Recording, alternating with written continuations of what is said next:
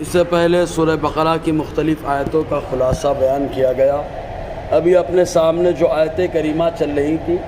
اس آیت کریمہ میں اللہ تبارک و تعالیٰ نے پہلے حضرت سلیمان علیہ السلام کی براءت کا اعلان فرمایا، اور اس کے بعد بابل کی سرزمین پر جو ہاروت اور ماروت دو فرشتے لوگوں کی آزمائش اور جو ہے امتحان کے طور پر اللہ تبارک و تعالیٰ نے اتارا، ان کا ذکر ہوا۔ چنانچہ یہ وہی فرشتے ہیں کہ اللہ تبارک و تعالیٰ نے ان لوگوں کو جو ہے جادو کے ذریعے سے بھیجا کہ جادو جا کر کے لوگوں کو سکھائے، لیکن یہ سکھانا آزمائش کے طور پر ہوگا، یہ سکھانا لوگوں کے امتحان کے طور پر ہوگا۔ چنانچہ لوگ آتے اور ہاروت اور ماروت کے پاس آ کر کے جادو سیکھتے، اور جادو سیکھنے کے بعد جو ہے جب ہاروت ماروت کے پاس آتے جادو سیکھنے کے لیے، تو یہ دونوں فرشتے یہی کہتے ہیں کہ تم لوگ جادو مت سیکھو، ہم تمہارے لیے آزمائش اور فتنہ ہے، تو اور اگر سیکھو گے تو ایسی صورت میں تمہارا ایمان چلا جائے گا کہ تم سیکھو گے اور سیکھنے کے بعد اس کے ذریعے سے اس پر عمل کرو گے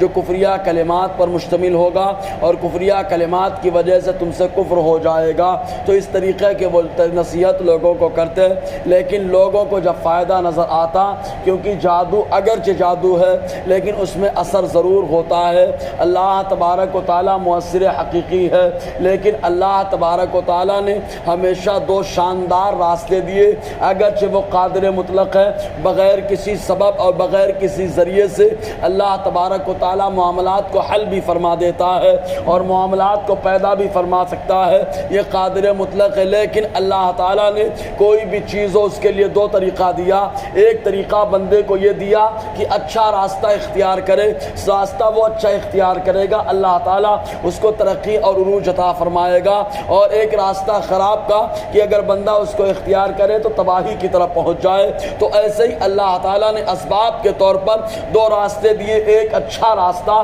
کہ قرآنی آیات کے ذریعے سے علاج کرایا جائے اور قرآنی آیات سے شفا حاصل کی جائے۔ خود اللہ تبارک و تعالیٰ نے سراپا شفا بنا کر کے قرآن کو نازل فرمایا، اس کی ایک ایک آیت کے اندر اللہ تعالیٰ نے شفا رکھ دیا، اور اس کے ساتھ ساتھ اللہ تعالیٰ نے جادو بھی رکھا تاکہ اگر بندہ قرآن سے علاج نہ کرا سکے، قرآن سے علاج کرانے والا فائدہ اٹھانے والا ہوگا، لیکن اگر جادو کے چکر میں پڑ گیا تو وہ غلط راستہ اختیار کرے گا اور ایسی صورت میں تباہی اس کا مقدر ہوگی۔ تو بندے کے اختیار کو باقی رکھتے ہوئے اللہ تعالیٰ نے مجبور محض نہیں رکھا، بندے کے اختیار میں دیا، چاہے یہ راستہ اختیار کرے چاہے وہ راستہ اختیار کرے، لیکن جب خراب راستہ اختیار کرے گا بندہ تو تباہی۔ اللہ تعالیٰ فرماتا ہے وَيَتَعَلَّمُونَ مَا يَضُرُّهُمْ وَلَا يَنفَعُهُمْ، اللہ تعالیٰ فرماتا ہے لوگ ان دونوں فرشتوں سے وہ سیکھتے ہیں جو ان کو نقصان پہنچاتا ہے، یعنی جادو کی باتیں سیکھتے ہیں اور سیکھ کر اس پر عمل کرتے ہیں،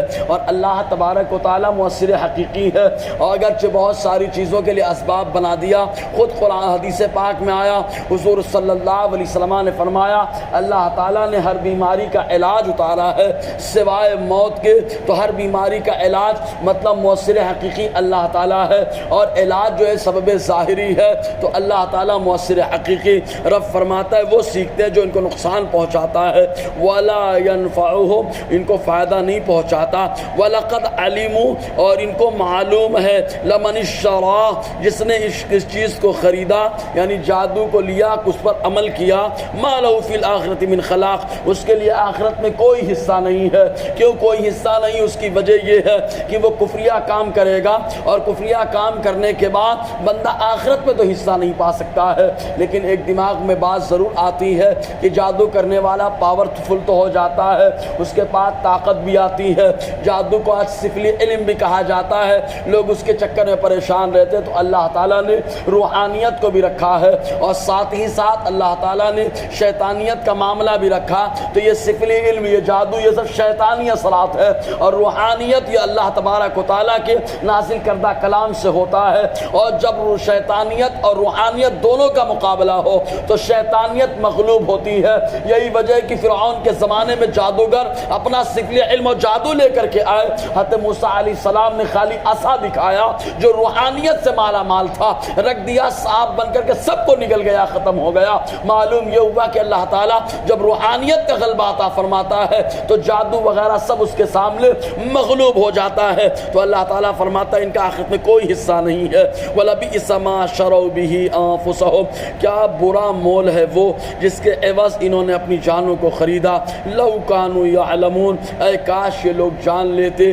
یہ جادو وادو یہ آدمی کی بربادی اور تباہی کا ذریعہ ہے۔ انشاءاللہ آگے گفتگو رہے گی۔ اللہ تعالیٰ ہم سب کو فیضان قرآن برکات قرآن سے مالا مال فرمائے۔